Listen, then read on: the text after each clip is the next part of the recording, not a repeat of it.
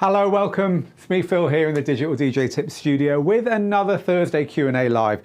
Now, I'm going to have to apologise if my voice starts to go. I don't know if I'm getting a cold because I had kind of ringing in my ears when I went to sleep last night, and it wasn't from loud music, or just the fact I've been talking all day. I've been recording lessons right here, in fact, with this very equipment, these CDJs, all morning, and then all afternoon I've been in meetings, having some great meetings actually. Been chatting to my friends at Pioneer DJ and to our tutor James Hype, making some great plans for training and content we're going to be making for you guys in 2023. But I do feel like I've been talking all day, so I do apologise if my voice starts to crack a bit. I'll try my hardest. Look, we're live, and that means it's Thursday and it's any questions. I'm here to help you. This is where we do the stuff that you watch on our paid for courses here at Digital DJ Tips. It doesn't look quite like this on our paid for courses, and I've shown you this before. The reason for that is we very cleverly put the green screen up and we go all serious when we're teaching you about this particular Pioneer DJ unit. But for this stuff, we get back to real life. We'll get rid of that. And we get back to just hanging out together here in the studio. But the point is that we're here to help. So this is our free show on YouTube and on Twitch and on Facebook, where I just throw the cameras open for an hour and you guys and girls get to ask questions. And there's lots of you already saying hello. So hi to GM and Paul and Scott and Dave, to DJ88 and to Mixmaster G, to DJ Upstairs, I love that name, hello DJ Upstairs, to Gail Coker over on Twitch, everyone else there was on YouTube. We haven't got people on Facebook coming through yet. That could mean that we're not live on Facebook, it happens. But anyway, if you're watching us on Facebook, give us a shout, say hello, show us you're alive. We are basically here to help. Now, I'm going to start off by answering a question that is asked to us a lot as a DJ school, which is how on earth do you plug your DJ software into CDJs? So for instance here, as you saw in the opening shot, I've got some CDJs set up, and it's really very, very easy to work with this kind of equipment with your DJ software. There's no mystery about it. So I'm going to show you now very quickly how this is done, and hopefully if you've ever wondered, then you'll find out. So I'm going to use Serato here to show you, because it happens to be what I'm making some training about at the moment. So here's Serato, right? This is the offline version of Serato. This is what happens when you launch the software without any equipment plugged in. So normally to get Serato to work, you would plug in a Serato DJ controller. Here's a Serato DJ controller, right? It's got a USB socket around the back. You plug it in, and it changes that view that we're seeing there to a view that looks more like DJ software, right, with decks and so on it. So we need to do that, but with this equipment. Now, as long as your version of Serato, in this case we're using Serato, so I'll teach it on there, is compatible with doing what we're about to do, which means you need the DVS plugin. It's called the DVS plugin, or Club Kit is another way they refer to it. Or basically, if you've got a version of Serato that's got all that stuff in it, it's going to work. If not, you need to pay for the upgrade. But assuming you've got that, it's just a case of plugging it in. You literally go around to the back of your mixer, to your USB socket. In fact, it's on the top of the mixer, of course it is. And you plug it in like that. And that's it. So that's now plugged into the mixer. Now on our screen, we've got our decks. It looks like DJing. Now, if I currently try and move the jog wheels here, there's nothing on the screens, and there's nothing happening on the decks. Well, that's because there's three things here, right? We've got two decks and we've got a mixer. So we need to plug the decks in as well. And I think this is where people get a little bit confused, but really you shouldn't be, because again, it's very simple. So around the back of CDJs, they have a USB socket. This is the cable that came with the USB. Take this, plug it into your computer. Now you might need to use a USB hub or an adapter. You maybe have only got a couple of USBs on your computer or whatever, but you need to plug that in from one of your CDJs, and you need to plug it in from the other as well. So you need both CDJs and the mixer all plugged directly into your laptop. That's the really important thing. They've got to be plugged directly into the laptop individually, right? So that is in effect telling your computer that these three things are to be used as in the same way your computer would use your controller. It's just that because they're separate, you've got to plug them in separately. The computer will recognize them. Serato will recognize them and say, okay, there's two decks and a mixer plugged in here, so great, get on with it. Use them to control me. That's fine. But the only thing you have to do is tell it which Serato deck you want to be controlled by which of these units, right? Because it doesn't know, which is fair enough. So plug in your I'll plug in one deck here. I've plugged in this left-hand deck here. And it's now told me on the screen of the deck, control mode, CDJ, DJ app, right? So it's saying, okay, you've plugged a DJ app in. I've recognized that you've got software plugged in, but I need to know a bit more from you. So you say, yes, okay, I want to use that. It'll ask you which deck of Serato you want to control. And at this point, you just say, okay, I want to control deck 1 of my Serato, which is the top left deck. Decks 1 and 2 are the main 2 decks of Serato, and decks 3 and 4 are the extra 2 decks. So because this is the left-hand deck on my CDJs, I say I want it to control the left-hand deck on Serato, deck 1. Just press the button, and now the lovely waveform loads, the same waveform that we can see here on our Serato, or if I put that horizontally, it'll probably make more sense. So this waveform here is the same one that we can see here. And now, not only have I got control over the software, but I've got the cue points. I can set the cue points, I can set loops, I can use the track search and the beat jump, I can use the master tempo, can use the pitch controls, I can use pretty much all the controls you can see here. I can even look into my library and browse the tracks in my library and load them to the CDJ. And of course the same with the other one as well. Just plug it in and choose the deck. You choose deck 2 on that one. And those will work with the middle 2 channels on the mixer. This works with all Serato compatible mixers. It doesn't have to be a Pioneer one. It could be a Denon mixer or one of the Scratch mixers or whatever. It's just as long as it's Pioneer, as long as it's Serato compatible. And it works with pretty much all modern media players. So the Denon SC 5000 and 6000s will be fine as well. Some of the more modern Numark ones will work. The Rain 12 decks will work. It all works in the same way. You plug them individually into your DJ software, and your DJ software that just needs to be told which deck is controlling which DJ software deck. And look around the back of this. There's no audio plugged in. This mixer hasn't got a single audio cable in, and there's no audio cables coming out of either of the CDJs. And the reason for that is all the audio is coming down this cable here. It's all coming from the computer down here. So if you ever see a DJ DJing on Pioneer equipment like this, and you say, hang on, they're cheating, it's a fake DJ, they've got no audio plugged in. Don't make a fool of yourself. Just double check that they're not using HID mode, which is what it's called, with their DJ software plugged into this unit. Because effectively this is being used like a massive, really, really cool DJ controller. That's what this is now acting like. Just a really big, posh version of this, right? So there you go, there's no mystery, and it's the same on Traktor, it's the same on Rekordbox, by the way. Obviously slightly different look to the software and a slightly different set of buttons that you have to press, but essentially the idea is the same. You plug everything into the computer and the computer takes care of the rest. And so don't be put off by this. If you want to DJ on club gear but with your DJ software, there's usually a way that means you don't have to put all your music onto a USB and take it with you. You can just take your laptop with you and plug in. Do make sure you've got the right drivers for the mixer though. For instance, this mixer here does require drivers, and you don't want to be finding out that you need those drivers 5 minutes before a gig with no internet. So just make sure you've got the right drivers for the mixer. That's a question I've been asked several times this week, and I've been filming about this as well for one of our forthcoming courses. So I just thought I'd share that with you to kick off our questions today here on the show. I'm sure when I now go back to the chat, I will find loads and loads and loads of you asking questions that we can continue with. So welcome. If you've just joined us, we were just talking about HID mode.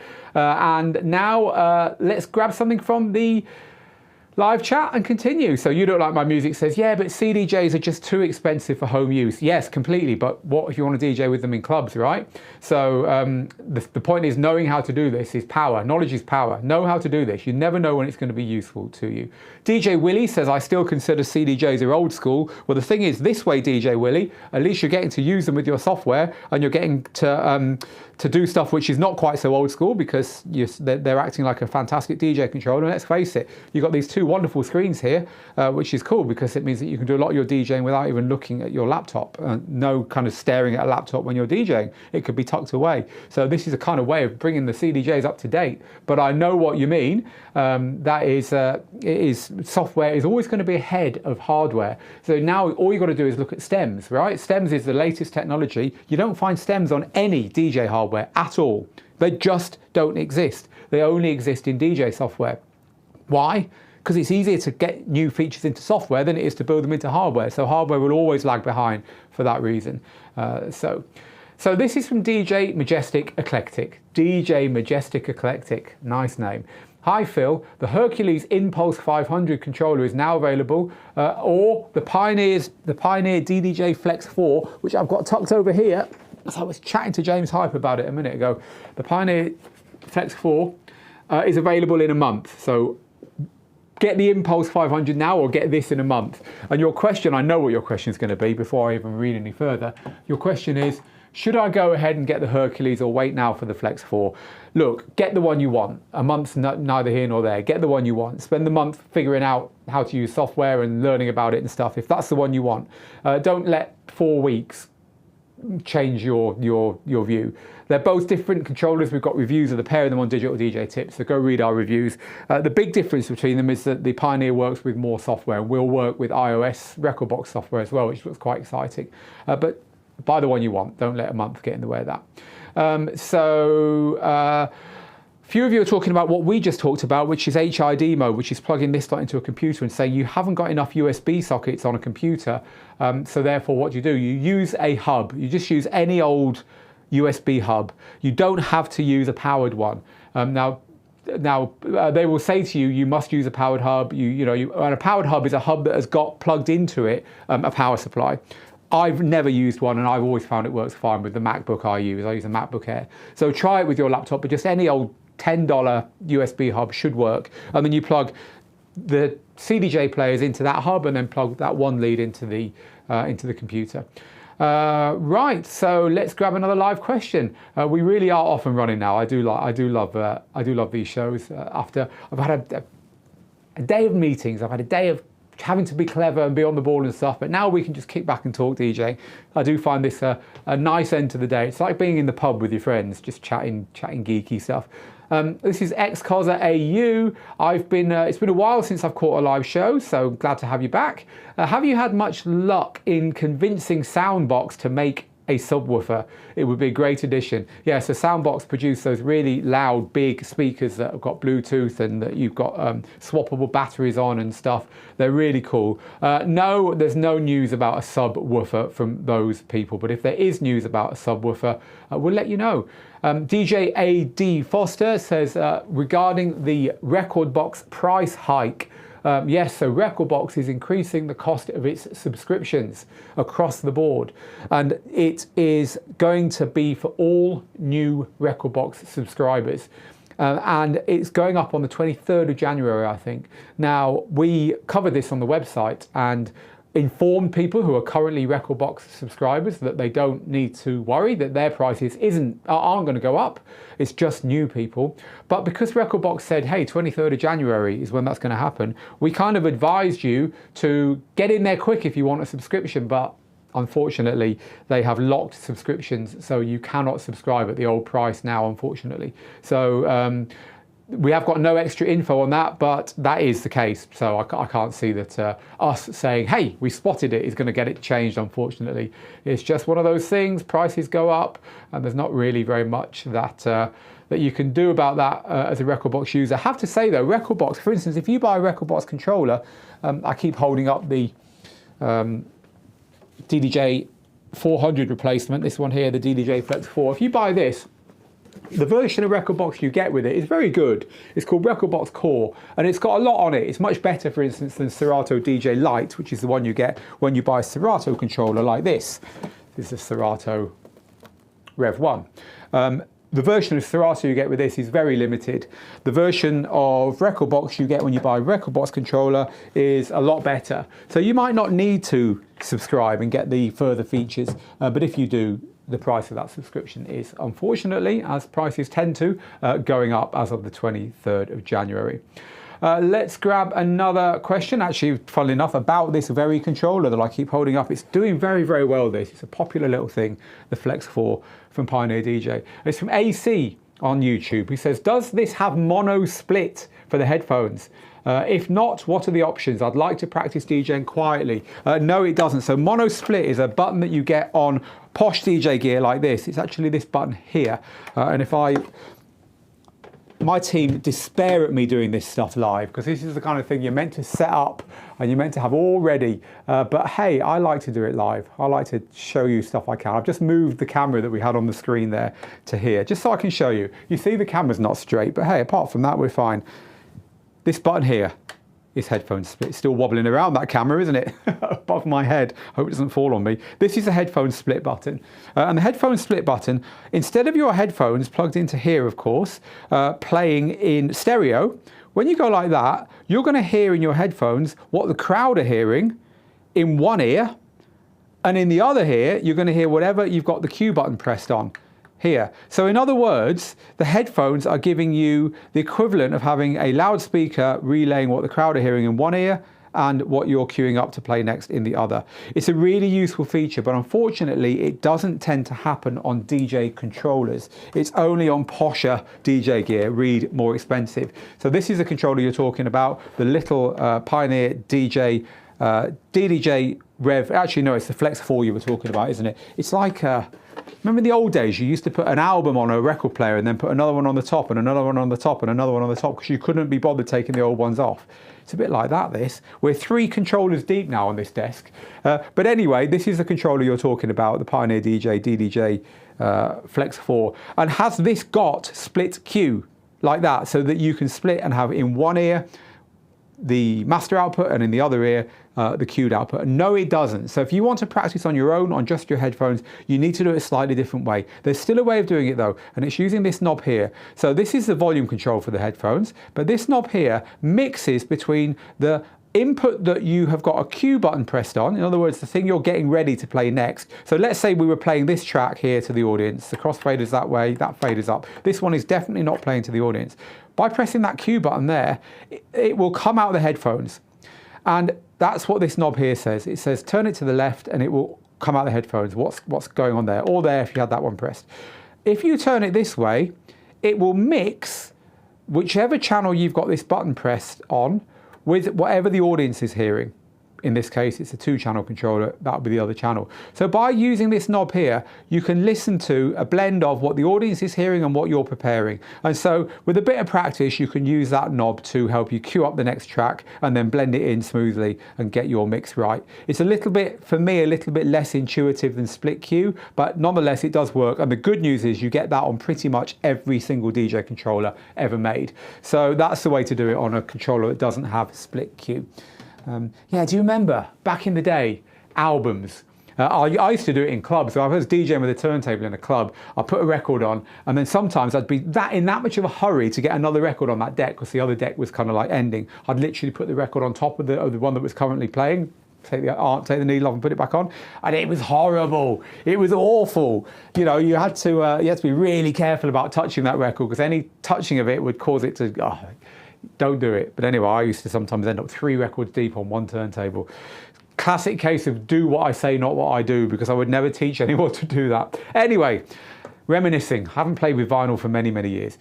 So this is just to confirm, no, you don't need 3 USB ports on your computer to use stuff like this. You just need a USB hub. A few of you asking that question there.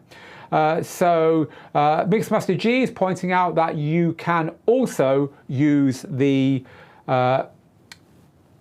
UTP connection for HID in the mixer if you've got a really posh mixer like the V10 for instance, and yes, you can do that as well. Right, let's talk about something different then. Let's try and grab a different question. This is from Spider J Hamilton. Hello Spider.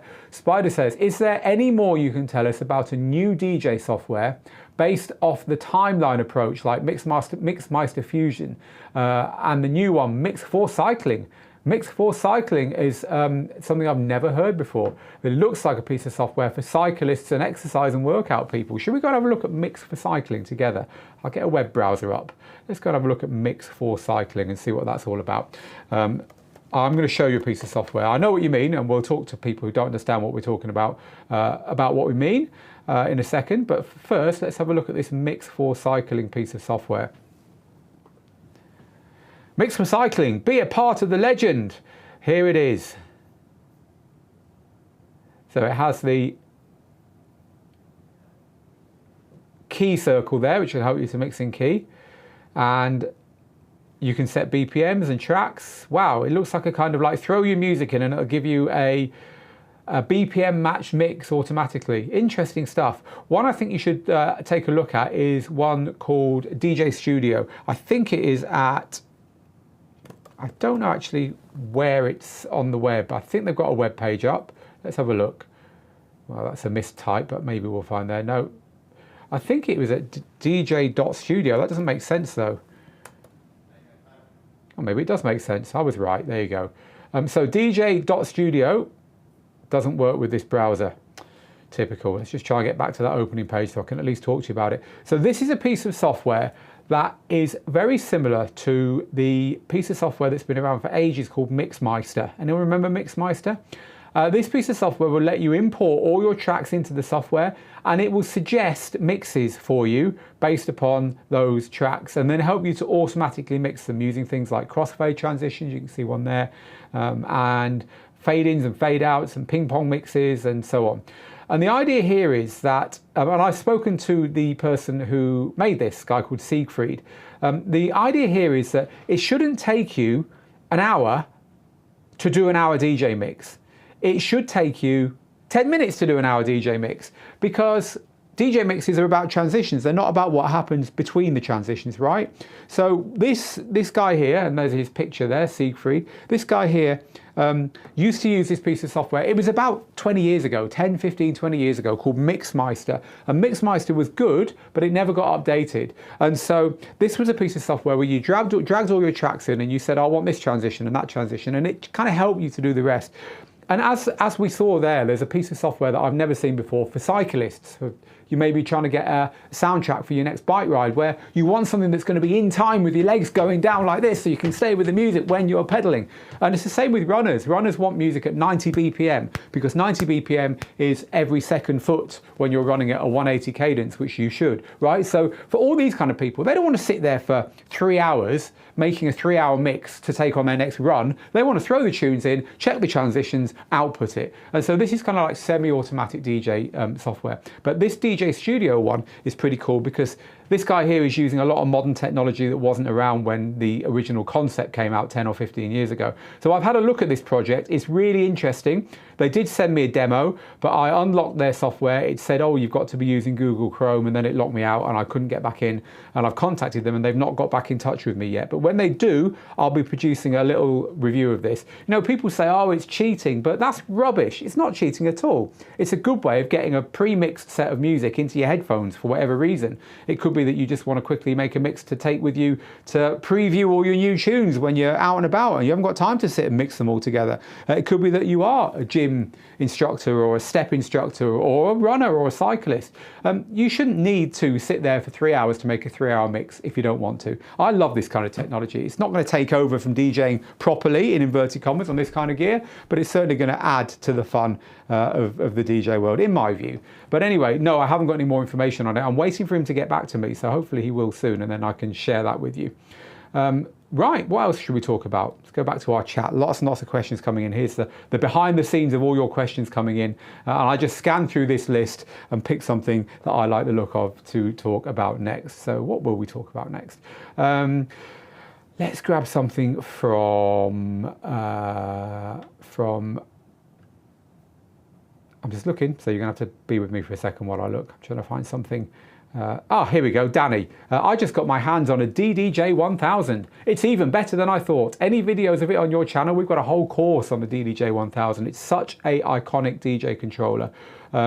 It's the DJ controller that people basically use out there. People use this gear here for club DJing, and people tend to use the DDJ-1000 as a default DJ controller. It's certainly the one that we see most people using. So yeah, it's a very, very popular controller.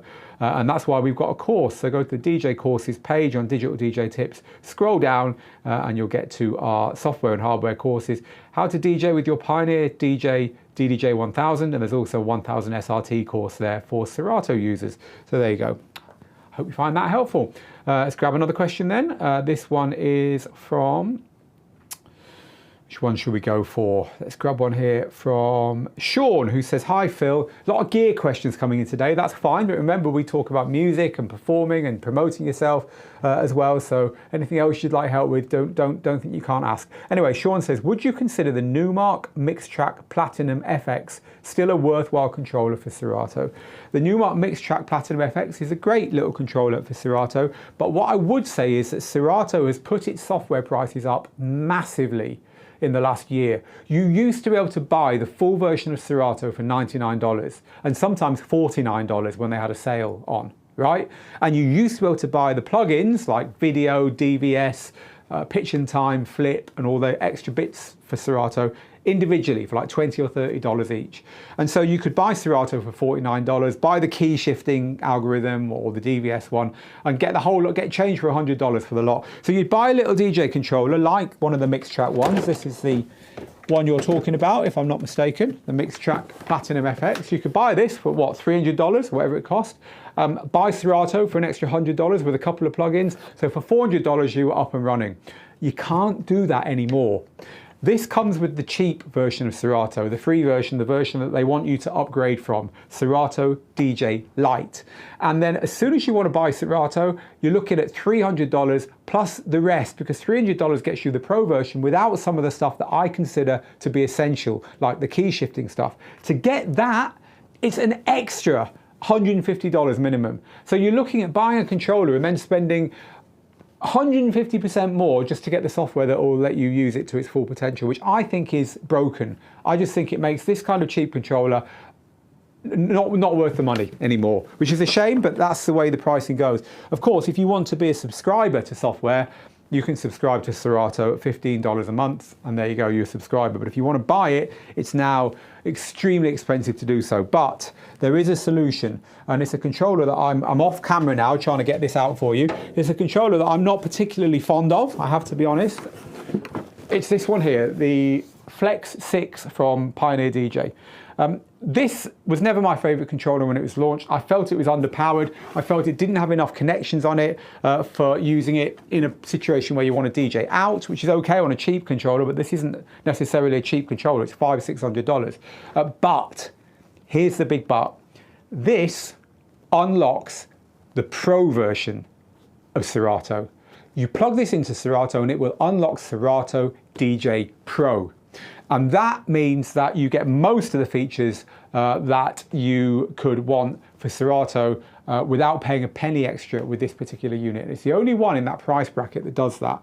So I would say that this is one to go for if you want to use Serato. Also works with Rekordbox, but if you want to use Serato, maybe instead of spending $300 on the controller and an extra $450 on the software, buy one of these, you'll save $250, you get a bigger controller with more features on it, and you will have two types of DJ software. You can use Serato and Rekordbox, not just one. So there we go. DJ software, it's a minefield, it really is.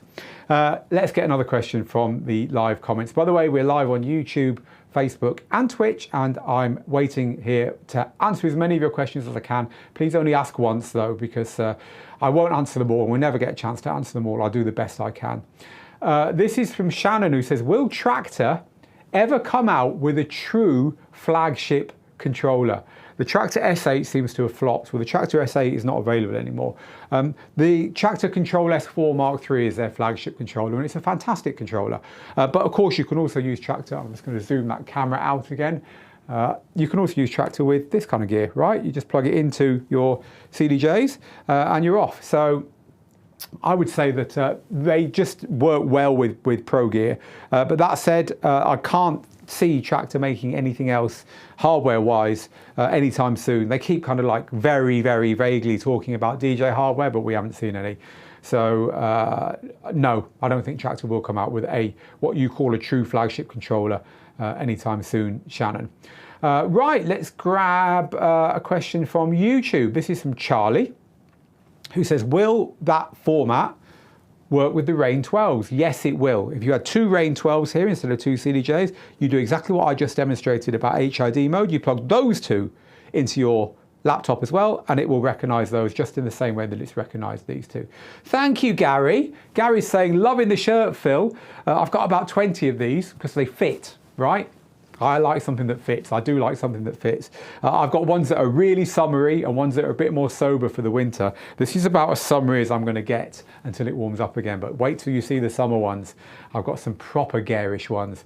Can't wait. But yeah, it's quite cold here. It's quite cold out there at the moment. It's the coldest it gets for Gibraltar. Right, let's grab some more live questions. Do you think DJ pools, says Jermaine, will still make the quick DJ edits for songs now that stems are more available in DJ software? It's a great question, but yes, I do think that they will, because there's a market for them and not everyone's got stems. You can't use stems on this kind of gear, for instance. So yep, I think they will still be available. DJ Pac-Man says, I did a birthday party last Saturday for a birthday girl who turned 80. The client was nice and gave some additional feedback that they would like to have heard the songs a bit longer before switching to the next. Oh, it's a big question, isn't it? Do I quick mix or do I not quick mix? Look, you do what's right for the people in front of you right now. It goes for everything to do with DJing. The volume, the amount of messing around you're doing, the tracks themselves that you're playing, how long you're playing the tracks for. You play correctly for the people in front of you right now. And I would imagine that the people at an 80th birthday party are not really fans of the modern quick mixing style of DJing, because they're not sat there tick-tocking 20 seconds of each tune before they move on. Generalizing, of course, but you know what I'm saying. There's another rule which says, imagine these are two lines on a graph. The energy level will go up as the amount of the tune you play goes down. So if you're warming up, then there's no point playing 30 seconds or 60 seconds or 90 seconds of every tune and constantly mixing from one to the next to one to the next, spin out, next one, spin out, next one. There's no point doing that. Wow, that was that caught me unawares, because there's no one on the dance floor. There's no energy in the room, and your job isn't to just pump the room for energy that doesn't exist. Your job is to slowly build people up. So earlier on, you can play more of tunes. When the dance floor is completely having it, when it's full of energy, then yes, do some quick mixing. But seems to be this big, like, false debate in DJing. Do I quick mix? Do I not quick mix? And the answer is, it depends on who's in front of you, what they're expecting, and what you're trying to do with them in the next 20 minutes or whatever. So quick mixing is a great skill, but so is tune preparation, so is managing the room, so is volume, so is the way you mix. So these are all skills that we can draw on as DJs, and it's choosing the right ones for right now. And if you want to hear quick mixing done in a way which is smooth and which isn't like, you know, because quick mixing can be pretty in your face, right, can't it? It's like bang, bang, bang, bang. Wow, there's another track, there's another track, there's another track. Just go and watch Jazzy Jeff. Our tutor, Jazzy Jeff, will rarely play more than a minute of a song, but he's so laid back with it. He's so laconic. Just the tune selection and the mixing is so good because it's technical and it's tight, but it's not showing off. Jazzy Jeff has several live streams that he does every week. Go and tune into him if you want a real lesson on in our view, quick mixing done properly. Then go and look at the Jazzy Jeff live streams and have a look at how he does it. But maybe that kind of mixing would have been all right for the 80-year-old, I'm just guessing. We've done some courses with Jazzy Jeff, by the way, so if you don't know about that, go to the Digital DJ Tips website and go to DJ Jazzy Jeff's How to DJ Right. And Jeff here teaches everything he knows about DJing, one of our most popular DJ courses. Take a look at that one if you're interested in the way he plays, especially if you enjoy watching him. He live streams literally for several hours every week, so go take a look, go check it out. Let's grab another live question. This one has come in from Adam, who says, I'm looking to invest in a new pair of headphones. Good on you, Adam. Are the Pioneer DJ DDJ-1000s worth the $369 US? Well, that's a lot of money for a pair of headphones, but they're very good. That said, there's another set of Pioneer headphones that we love, which are these ones, the far more modest Q1s. Now, the Q1s are a headphone that is, I think it's about $99 a pair, and you can buy these replaceable cable and earpad sets, so that's why we've got them in the same colours as our Digital DJ Tips book. But you can buy those, so you can make them what you want, and they've got all kinds of colours that you can get. But these are a wonderful headphone. They're very sturdy. They sound good. They're kind of halfway between on-ear and over-ear, but we love them. We've been using them for years now. So if you don't want to spend that kind of money, you'll get a lot for your money with these. You know, the thing with DJ headphones is that they're not meant to be like hi-fi headphones. Hi-fi headphones, the ones you're meant to sit at home, you know, lost in the ecstasy of music in your favorite chair, with headphones on are totally different to this kind of headphone. To start with, they're far more fragile. They are tend to be open-backed, so these are closed-backed headphones. That's closed, that's enclosed, right? The idea is that your ear is then cocooned from the outside world. You put these on and the outside world immediately goes really muffled. And so you can't hear the outside world properly at all, because you've got headphones on, and then it comes really clear again, on and off like this, right? Hi-fi headphones don't do that. Hi-fi headphones, you put them on and you can still hear the kids screaming and the dog barking and the drill outside because they're open-backed. Same with producer headphones. They're designed for you to have on for a long time, and the audio quality can be better when you have open-backed on headphones. Your ears also breathe better so that they're more comfortable, and so you can wear them for longer. DJ headphones are different. They've got to cut out the outside world, so they tend to have a real clamp force here. You know you've got them on, and you don't want to keep them on forever, right? They also tend to have a detachable cable there, which is replaceable, so that if you do accidentally pull it out or whatever, break it, you can buy another one. They tend to have very strong couplings so that they don't break, and they quite often fold up as well, so you can chuck them in a bag. They're just generally a lot more sturdy. So horses for courses, I've got a pair of headphones at home that are the opposite of this, which I use for exactly what I just described, for wearing when I want to just listen to music and everyone else has gone to bed, there's no noise in the house. I put them on and I forget I'm wearing them almost instantly and just literally get lost in whatever music I'm listening to. But that's different. I've got them plugged into an expensive DAC and I've got my music streaming off Tidal HQ and stuff. It's nothing like DJing, right? So horses for courses. DJ headphones, what I'm trying to say to you, don't have to be hi-fi. You don't have to spend $400 on a pair of headphones. A pair of headphones that are sturdy, that block out the outside world, and they've got a decent grip on your head, a detachable cable that fold up and that look like they're going to last, will do. And for us, these little Pioneer Q1s fit the bill. Another headphone, of course, that people always talk about and that we would certainly recommend is the Sennheiser HD25s. I was just looking behind me to see if our HD25s are nearby, but they're not. They're an absolute classic, which I think you can get for about $100 as well. So you certainly don't need to spend that kind of money, but you'll get a lovely headphone for that money, don't get me wrong. Right, okay, let's carry on the questions live, and there's lots and lots of you asking questions now. We've got about 20 minutes left, so I'll try my hardest to answer as many as I can. This one here is from Danny, who says, "Hi Phil, I pre-ordered the Reloop Mixon 8. Any idea if it will be released soon? I chose to sell my Prime 2. I was hoping that they would add Serato to it, but they didn't."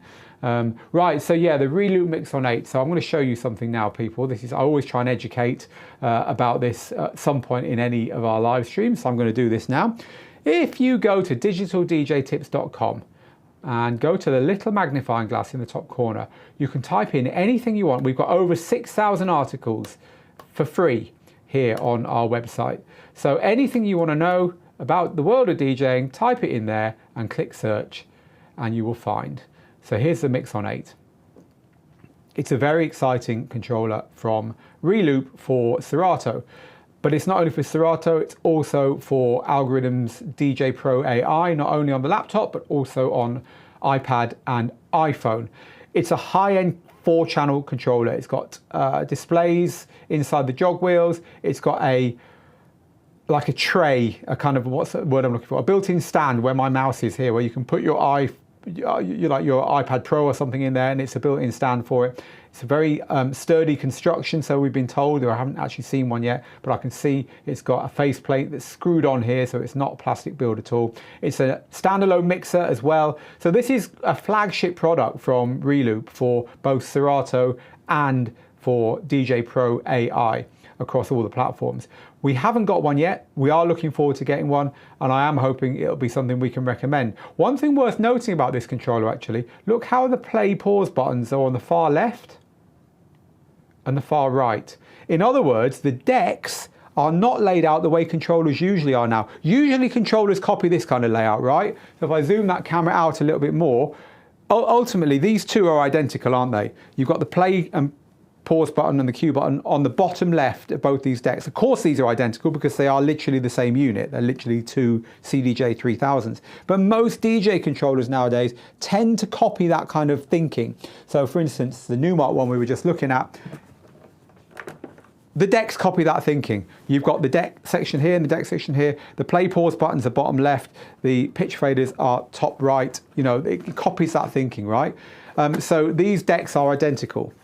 Whereas these decks are mirror image. You could put a mirror right down the middle of there, and this controller would look the same on the left as it does on the right. And so that is unusual. That is something that a design decision that you don't see so much anymore that they've gone for on this particular one.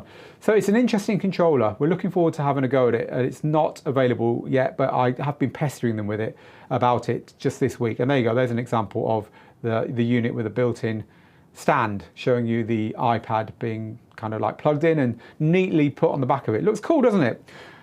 We're waiting to find out when this is available, but I wanted to educate you about this little thing at the top here, because this thing at the top is your gateway to literally 5,000 or 6,000 articles of free training, reviews, features, and so on since 2010 on Digital DJ Tips. Do use it.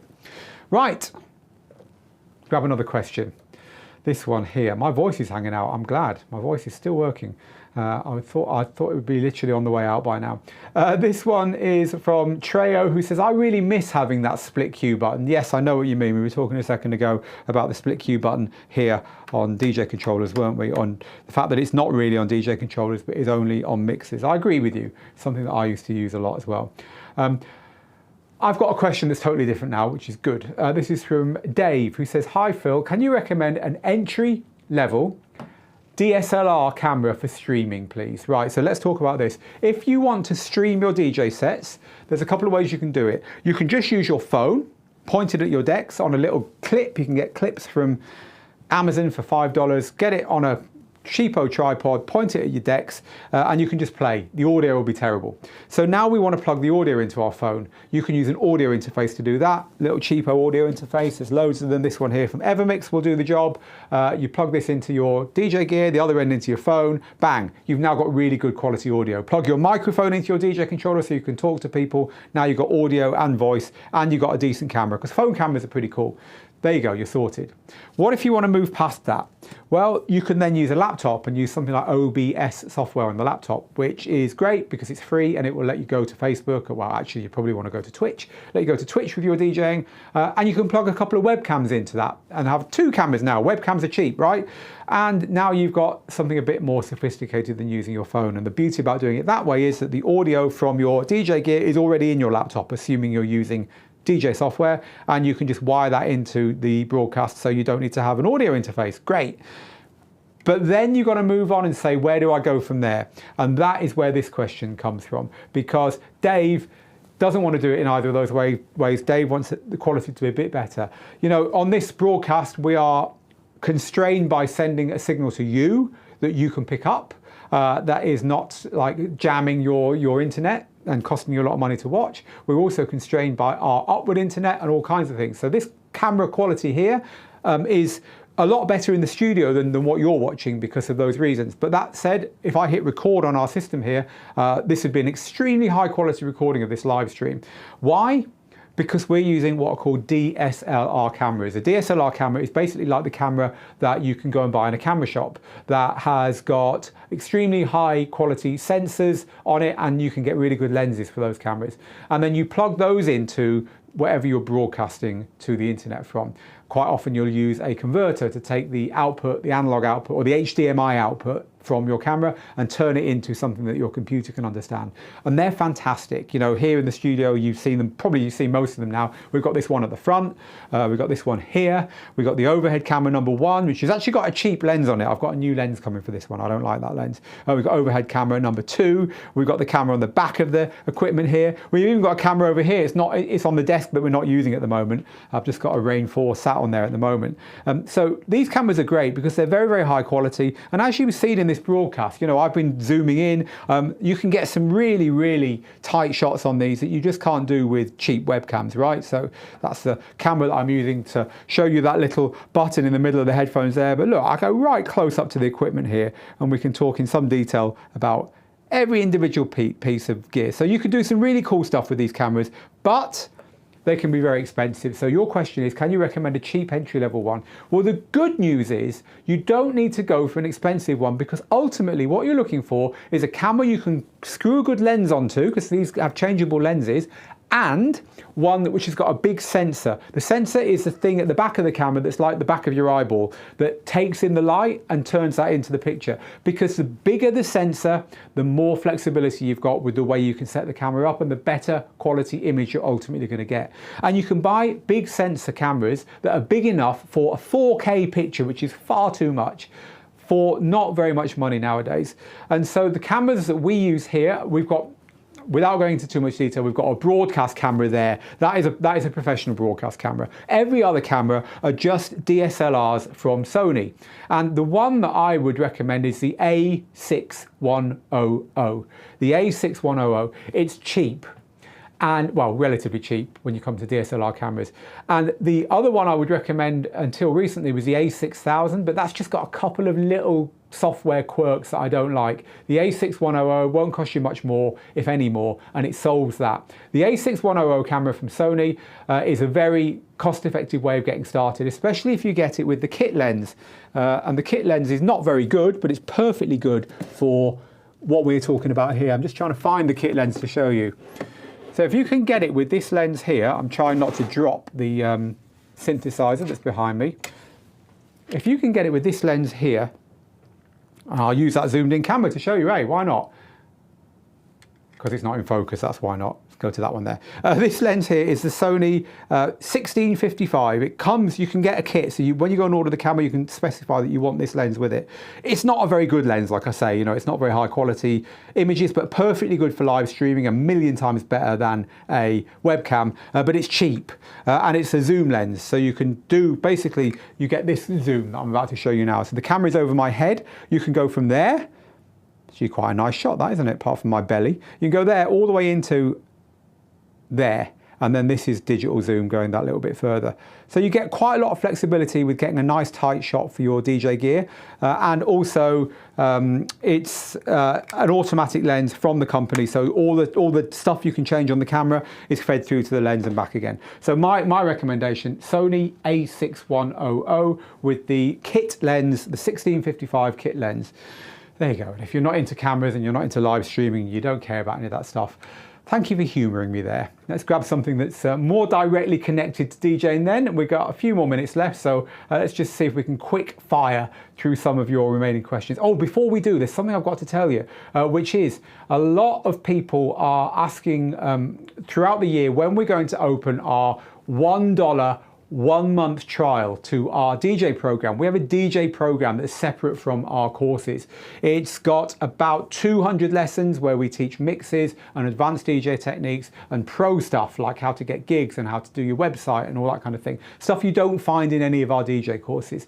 And it's a subscription you pay each month for it. It's called Digital DJ Lab, and we every now and then open it for $1 for a month, so you can try. Hey, you could go in and learn everything for a month and then leave if you want.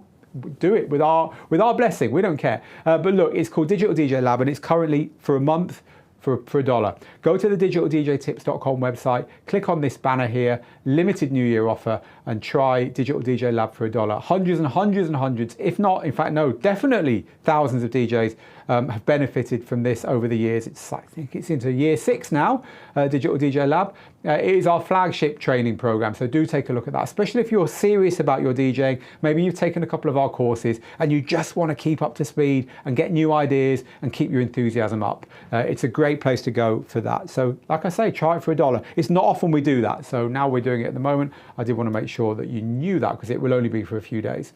And it closes again. Right, more questions. This one in from DJ K Mex. What about an Ethernet connection between your equipment? Yes, that's a very, very good question. So this gear here, this Pioneer gear here, you can Ethernet it together, but that's a different thing. So if you have a Ethernet hub, which is different to a USB hub, right? An Ethernet hub is a little router, a little box that you can connect Ethernet cables in. Then you can go around to the back of the unit and you can connect to the Ethernet connections on. So let's just try and show you one of them. Maybe if I can move that camera a little bit to the left, then I can show you that connection on one of these CDJs. Let's go to that CDJ there. Right, there we go. I've got a good view here. So the way CDJs work when you're using them with a USB, with a USB in the top. So you plug a USB into the top. You're not using them with software now. You're using them the way most DJs use them, with literally your music on a USB drive. Is that you plug into that Ethernet. See that Ethernet socket there on my finger is? That one there, and the equivalent one on the other deck, and if you want the one on the mixer, you plug them all into a hub, and you can now plug that hub into the internet as well, and then you can get Pioneer's cloud library music onto the decks as well. So all those things are enabled by that, and that means that you can plug in just one USB into one of the units, and everything will be across everything, right? So you want to do that, but that's different to using a USB connection to go into your computer to DJ with Serato. So they're two different things. So just to let you know, that's the reason. They call it ProLink, but it's really just Ethernet. So cool, thank you for that. Let's grab one of our final questions today then. Doesn't time fly, eh? This is from XS to the Rave Zone. He says, hi Phil, I'm mastering my DJ mixes in Audacity, and all I do is normalize and amplify a bit. I'd like to learn a bit more about it or get it done professionally. Right, so mastering your DJ sets is all about making it sound as loud and as good as possible. And you're doing the two things which we would, the one thing we would recommend, which is just to normalize it. It's just to get it as loud as possible without distorting, which is great. But I would recommend that you try one of the online mastering services.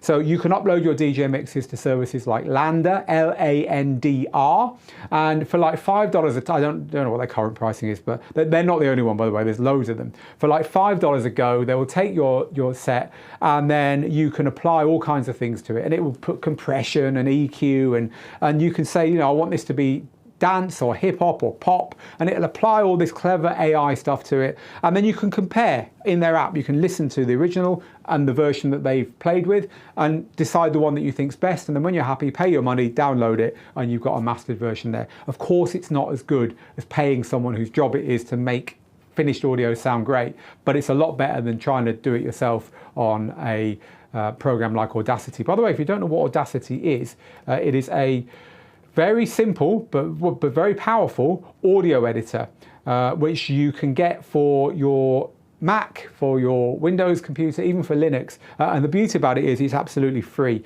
It's not the prettiest thing in the world. It looks like this. But the point is that it doesn't cost anything. You just click here, you load any audio you want into it.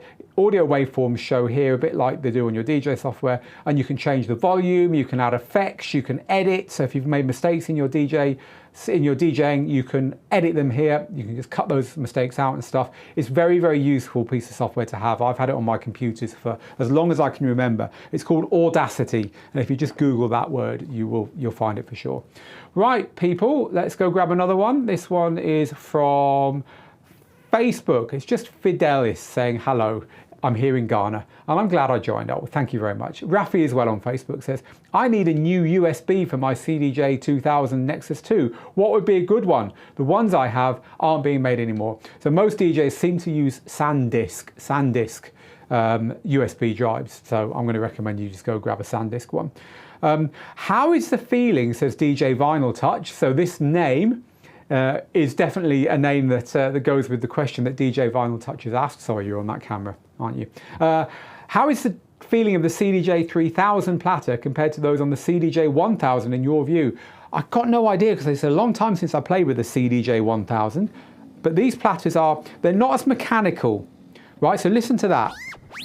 I'll turn that down. That's got everything on it, echo and the lot. They're not as mechanical. You get the adjust, so see, that stops. Let's put the music up a bit so you can hear. That's on set to a very, very heavy jog wheel. If I set it to very, very light, it takes forever to stop, right? Or you can have somewhere in the middle. So you've got the jog adjust, but they're a lot quieter even than the CDJ-2000s. Now I've got a CDJ-2000 here. This is a CDJ-2000, and listen to this. It's a lot more rattly and mechanical feeling and sounding. It's still a lovely, lovely feel. But compare that to that, and you're hearing it on my little microphone, but. So I think, by the way, that isn't bigger than that, it's just it's nearer the camera. So the CDJ-3000s are definitely an advance on both the CDJ-2000 and the CDJ-1000 when it comes to the jog wheel, but you certainly won't feel in any way like it's you know, oh no, I want the old ones back, because ultimately you've got the jog adjust, so you can adjust it to light or heavy depending on how you want to use it. Right, so this question is from 69RJSG on YouTube, and 69RJSG says, what do you think of, I'm going to just pick one of these pieces of software here, what do you think of mixed in key?